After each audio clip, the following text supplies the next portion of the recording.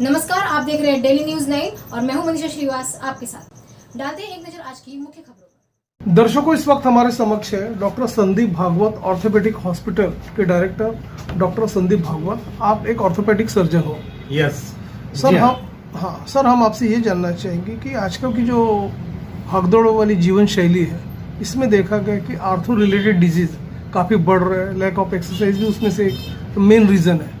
तो ये यंगस्टर्स किस तरह के प्रॉब्लम्स आपके यहाँ लेकर आ रहे हैं, उस संदर्भ में आप बताइए हमारे दर्शकों को। मेनली यंगस्टर्स जो आते हैं वो एक्सरसाइज की कमी की वजह से, बैक और स्पाइन पेन की वजह से आते हैं। दूसरा जो आते हैं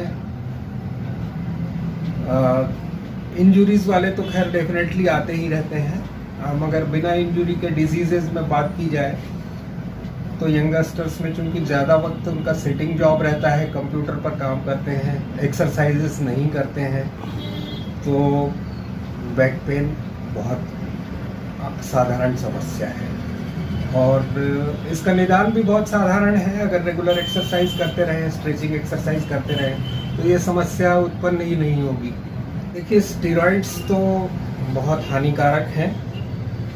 स्टेरॉइड इंटेक अगर जिम में आपको लेने के लिए बताया जा रहा है तो मैं बिल्कुल सलाह नहीं दूंगा स्टेरॉइड इंटेक का, क्योंकि स्टेरॉइड इंटेक से बहुत सारी समस्याएं बॉडी में अपनी पैदा होती हैं। स्टेरॉइड जो है शरीर के हर अंग को प्रभावित करते हैं, चाहे वो आंखें ले लो, हार्ट ले लो या हड्डियां ले लो, सभी चीज़ों में उससे बीमारियां हो सकती हैं स्टेरॉइड से। और जिम में दूसरा एक और मैंने ये पाया है कि कई बार जो ट्रेनर हैं वो एक्सेसिव एक्सरसाइजेस करवा देते हैं। तो एक्सेसिव एक्सरसाइजेस के कारण muscle pain, back pain, joint pain, इस तरीके की समस्याएं आ जाती हैं। कभी कभी एक्सेसिव एक्सरसाइजेस की वजह से स्ट्रेस फ्रैक्चर भी आ जाते हैं। तो इससे बचने के लिए क्या है कि एक तो एक्सेसिव एक्सरसाइजेस से बचना है, और एक्सरसाइजेस को धीरे धीरे बढ़ाना बहुत ज़रूरी है। मतलब जो भी आप जैसे वेट ट्रेनिंग कर रहे हैं, तो एक हफ्ते में 10 से 20% से ज़्यादा वेट बढ़ाना उचित नहीं है। एकदम से अधिक वेट ट्रेनिंग का वेट बढ़ा दिया जाएगा तो हड्डियों में या मसल्स में, लिगामेंट्स में इंजरी हो सकती है। इन सभी की स्ट्रेंथ के लिए उसको धीरे धीरे एक्सरसाइजेस को बढ़ाना ठीक रहेगा। विटामिन डी डेफिशिएंसी बहुत ही कॉमन है सभी में, भारत में न सिर्फ यंगस्टर में बल्कि सभी एज ग्रुप में बहुत कॉमन है, क्योंकि लाइफस्टाइल जो है ऐसी हो गई है, घर में रहते हैं, धूप में निकलते नहीं हैं, बाहर निकलते हैं तो कवर्ड रहते हैं। जो सन का अल्ट्रावायलेट रेडिएशन जरूरी है विटामिन डी के सिंथेसिस के लिए, जो कोलेस्ट्रॉल से विटामिन डी बनाता है बॉडी में, वो उसको नहीं मिल पाता, तो विटामिन डी की डेफिशिएंसी हो जाती है। और विटामिन डी की डेफिशिएंसी से हड्डियां कमजोर होती हैं। तो ये बहुत ही आम समस्या है। एवेस्कुलर नेक्रोसिस के लिए स्टेरॉइड इंटेक जो है वो बहुत महत्वपूर्ण कारण है। इसके अलावा छत्तीसगढ़ में एवेस्कुलर नेक्रोसिस के लिए दूसरा महत्वपूर्ण कारण सिकल सेल एनीमिया या सिकल सेल डिजीज है। और तीसरे एवेस्कुलर नेक्रोसिस जो है वो बिना किसी कारण के भी हो सकता है। तो ये 3 महत्वपूर्ण कारण हैं एवेस्कुलर नेक्रोसिस। प्राइमरी स्टेज में अगर कोई मरीज आता है एवेस्कुलर नेक्रोसिस से, तो उसके लिए कुछ एवेस्कुलर नेक्रोसिस को बढ़ने से रोकने के लिए कुछ सर्जरीज हैं जिसको कि कोर डिकम्प्रेशन बोलते हैं। उससे थोड़ा लाभ हो सकता है, परंतु बहुत अधिक लाभ उससे होने के संभावना नहीं है। परंतु फिर भी उसका माइग्रेशन कोर डिकम्प्रेशन के बाद डिजीज की सीवियरिटी बढ़ना रुक सकती है। एवेस्कुलर नेक्रोसिस में सबसे बड़ी समस्या ये होती है कि जो हिप का गोला रहता है वो पिचक के चपटा हो जाता है। चपटा होने की वजह से इरेगुलर हो जाता है और उसमें घर्षण होता है और उसमें दर्द होता है।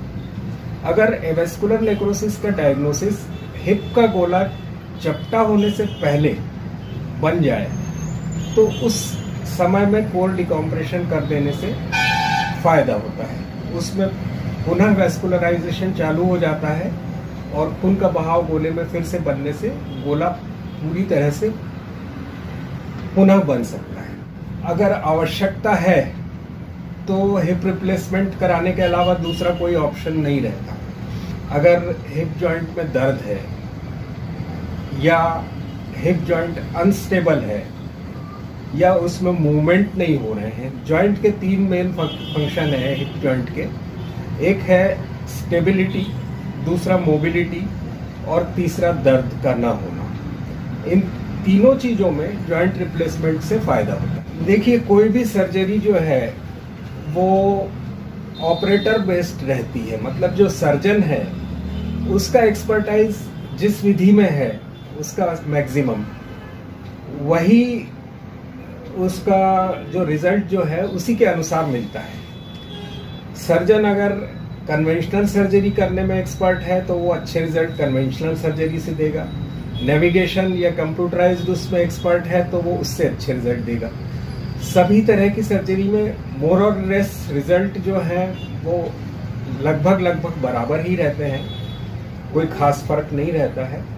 और मेरे हिसाब से 99% से ज़्यादा लोग सभी तरह की सर्जरीज में संतुष्ट रहेंगे। मेरे इस अस्पताल में जनरल ऑर्थोपेडिक सर्जरी की सभी फैसिलिटीज़ उपलब्ध हैं, एडमिशन की सुविधा उपलब्ध है। यह हॉस्पिटल आयुष्मान भारत योजना के तहत भी पंजीकृत है। देखिए, 2-3 चीज़ें हैं। एक तो नशे से दूर रहना तो बहुत ज़रूरी है, चाहे वो तंबाकू का हो, गुटखा, स्मोकिंग या किसी भी प्रकार से। अल्कोहल इंटेक जो है वो नहीं होना चाहिए, क्योंकि ये दोनों चीज़ें हमारी बॉडी को नुकसान पहुंचाती है। तीसरा चीज़ जो है रेगुलर एक्सरसाइज। रेगुलर एक्सरसाइज में मेरे हिसाब से कम 20 से 30 मिनट तक रेगुलर कार्डियो एक्सरसाइजेस, जैसे कि फास्ट वॉकिंग है, डांसिंग है, साइकिलिंग है या स्विमिंग है, जो भी अपने कार्डियोवैस्कुलर सिस्टम को स्ट्रेंथन करती हैं, 20 से 30 मिनट तक की डेली एटलीस्ट हफ्ते में 5 बार कार्डियो एक्सरसाइजेस करना है। और दूसरा स्ट्रेंथ एक्सरसाइजेज, जिसको अपन मसल स्ट्रेंथ बढ़ाने के लिए एक्सरसाइज कहते हैं, जो यूजुअली जिम में जाके वेट ट्रेनिंग करते हैं। तो वेट ट्रेनिंग भी करना जरूरी है, क्योंकि वेट ट्रेनिंग से जो है अपना हार्मोनल बैलेंस सुधरता है और